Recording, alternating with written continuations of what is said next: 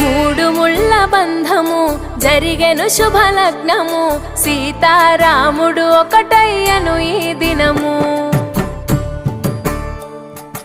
7 అడుగుల పయనము ఒకరికొకరు సొంతము, కలిసి మెలిసి సాగను ఈ జీవితము.